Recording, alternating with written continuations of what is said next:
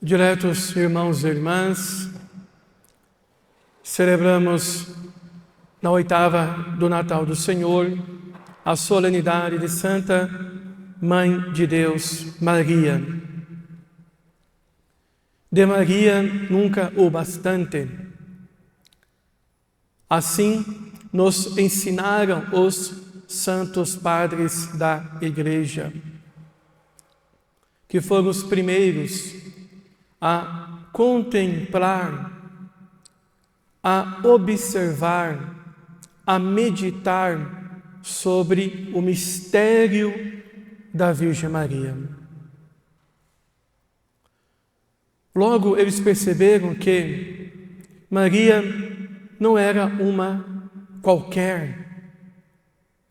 Maria não era uma criatura como as demais criaturas criadas por Deus. Logo perceberam que em Maria havia virtudes, dons, que eles chamavam de privilégios. Sim, privilégios de Nossa Senhora. Com efeito, Deus se apaixonou por Nossa Senhora. Deus se rendeu à beleza de suas virtudes, à beleza de sua humildade, à beleza de sua pobreza interior e ornou ela com dons, talentos que nós não temos condições de conhecer aqui na terra. Maria Santíssima, portanto, é como uma mina riquíssima de todo tipo de bens, e é preciso cavar fundo no coração imaculado dela. E a cada nova cavada, novos veios de descobertas espirituais e ao mesmo tempo indizíveis nós conhecemos. São Paulo VI, em sua carta sobre Nossa Senhora, Marialis Cultus, nos ensina que a devoção a Nossa Senhora é um dom do Espírito Santo. Quando Isabel louvou Nossa Senhora, disse que ela era bendita entre todas as mulheres da terra, foi por obra do Espírito Santo. Então, disto nos ensina o grande pontífice. É o Espírito Santo que gera em nós o dom de louvar a Virgem Maria. No seio católico, reconhecemos, alguns têm este dom em altíssimo grau. Outros ainda não. Tem pouco este dom, ou quase nada deste dom de louvar a Virgem Maria, de reconhecer as graças singulares que o próprio Deus a concedeu. Por outro lado, há muitos ainda no mundo que se dizem cristãos, que não reconhecem nenhuma virtude em Nossa Senhora, não reconhecem nenhum dom extraordinário, sobrenatural, com a qual Deus a favoreceu. Se dizem cristãos, sem Nossa Senhora. Não querem a presença de Nossa Senhora. Pelo contrário, ainda a desprezam. Infelizmente. Muitas vezes isso se dá por pura e simples ignorância, por não conhecer. A grande maioria, eu creio, é por grande ignorância, por desconhecimento. E há também aqueles que fazem por malícia, infelizmente. Mas o que nós aprendemos na história do cristianismo é que desde os primórdios, os primeiros cristãos reconheceram estes dons especiais que Deus cumulou à Virgem Maria.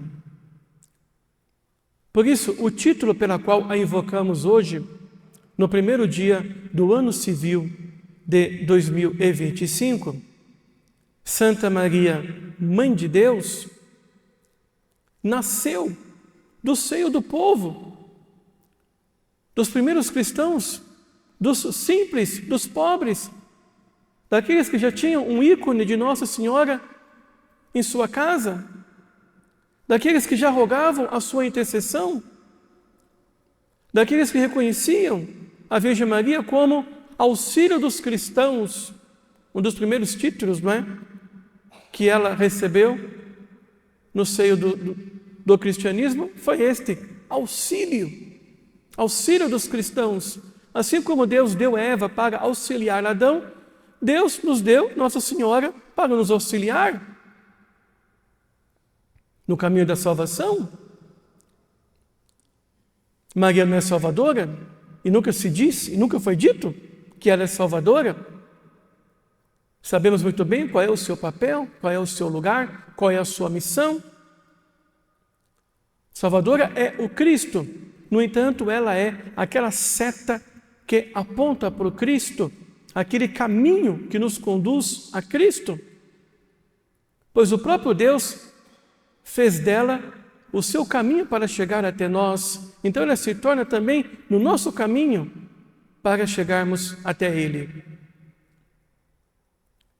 Então foram os primeiros cristãos a dizer que Maria é a Mãe de Deus. O termo evocado aqui na sua origem é Theotokos, Mãe de Deus. E antes de chegarmos ao Concílio Ecumênico de Éfeso, em 431, quando a Igreja definiu que Maria Santíssima é a Mãe de Deus, que o Emmanuel é o Verbo encarnado que nasceu da Virgem Maria, que foi gerado, e o termo utilizado por Atanásio é este, em ti, tomando as palavras do anjo Gabriel, né? De ti, aliás, né? Nascerá o Salvador, da Virgem Maria nascerá o Messias, o Emmanuel,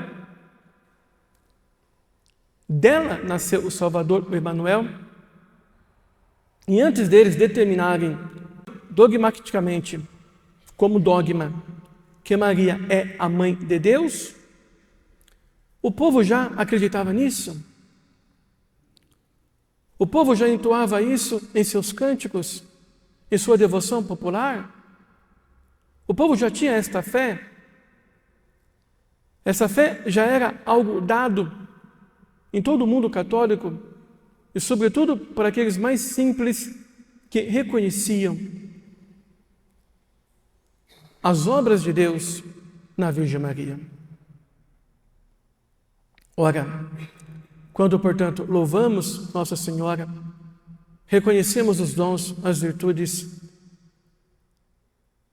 únicas de Nossa Senhora, queremos, na verdade, louvar o autor dessas virtudes e desses dons, que é o próprio Deus.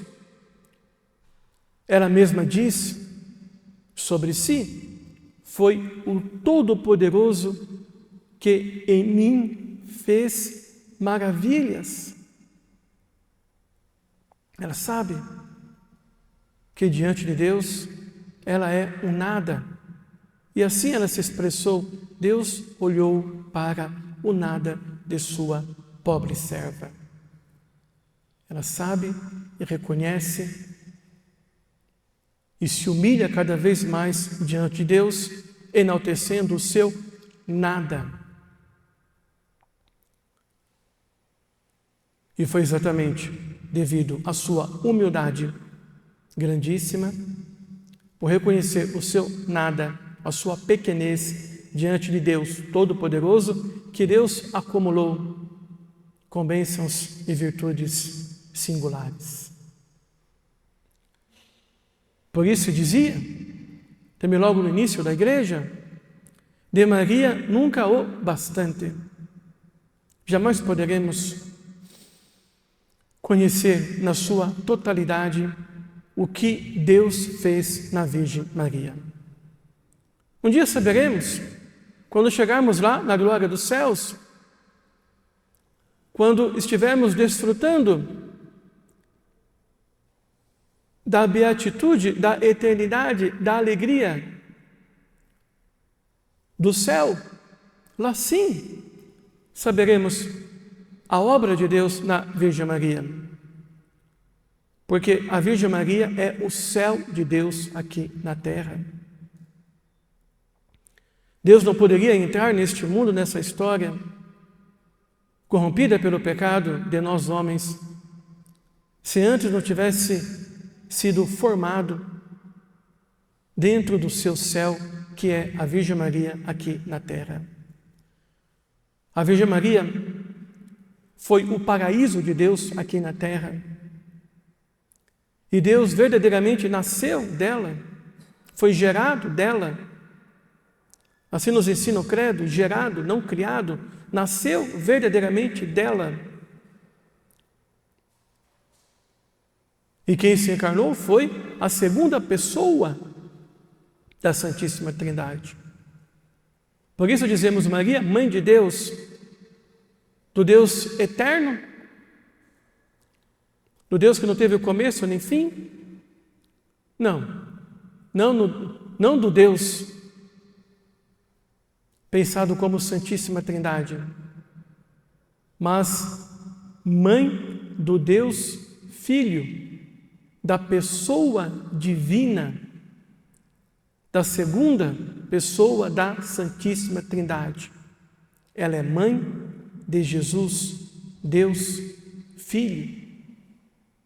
E se Jesus é Deus e Maria é a mãe de Jesus, logo Maria é a mãe de Deus. Como foi dito pelo anjo e ensinado por Santo Atanásio, o Filho de Deus vai nascer de ti, quer dizer, da carne da Virgem Maria.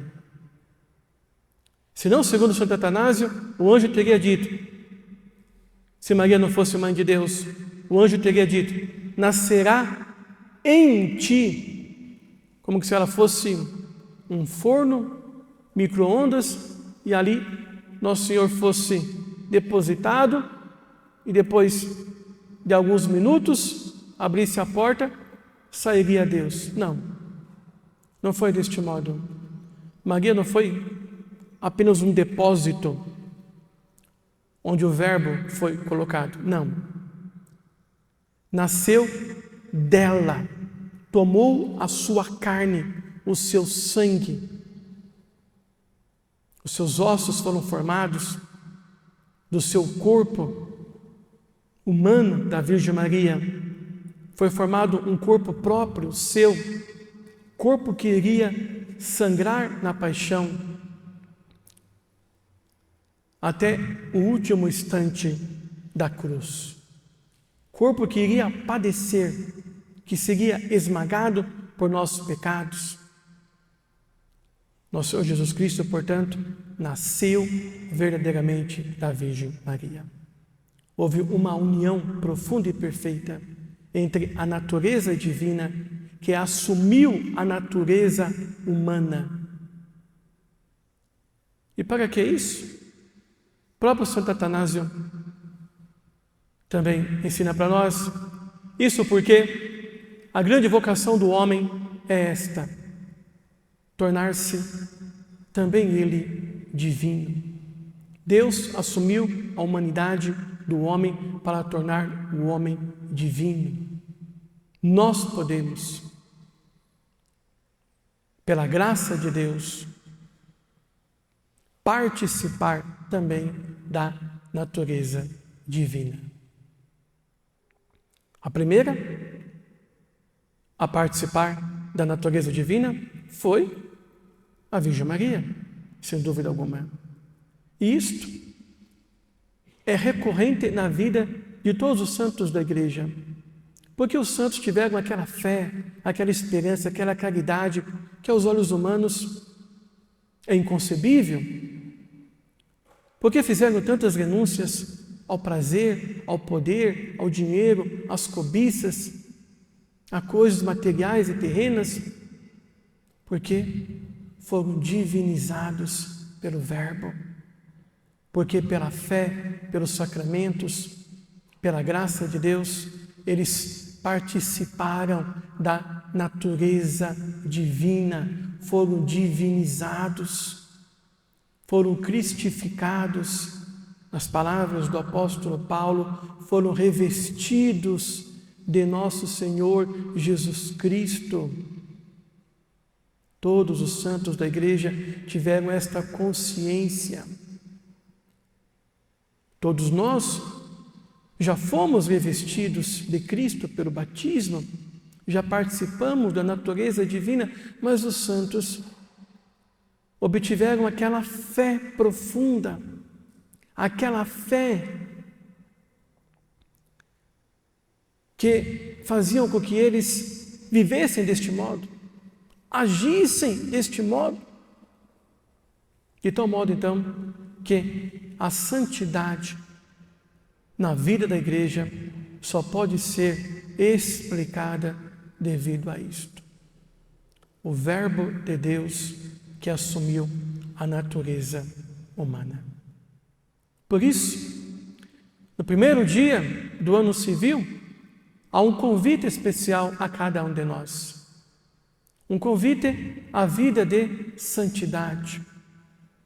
A buscarmos a cada dia neste novo ano que hoje nasceu, uma vida de maior unidade com Jesus Cristo, com o Verbo de Deus, em buscar a santidade de vida diariamente, em praticar as virtudes, que é possível. E os santos são prova disso. O Verbo já assumiu a nossa natureza, o Verbo já curou a nossa concupiscência, o Verbo já nos libertou de nossas escravidões, o Verbo já venceu a morte, o Verbo já venceu o mundo, o Verbo já venceu o demônio. Basta a cada um de nós crer, confiar, acreditar, rezar, orar, pedir. A grande graça deu uma união mais profunda com Cristo neste ano de 2025. Se assim o fizermos, sem dúvida, aquilo que desejamos ontem aos nossos familiares e amigos e ainda estamos desejando hoje, um feliz ano novo, será verdadeiramente feliz se cada um de nós buscarmos a união com Cristo numa vida de comunhão com Ele, pela intercessão da Virgem Maria em todos os dias deste ano, colocando como meta em nossa vida uma vida de santidade todos os dias.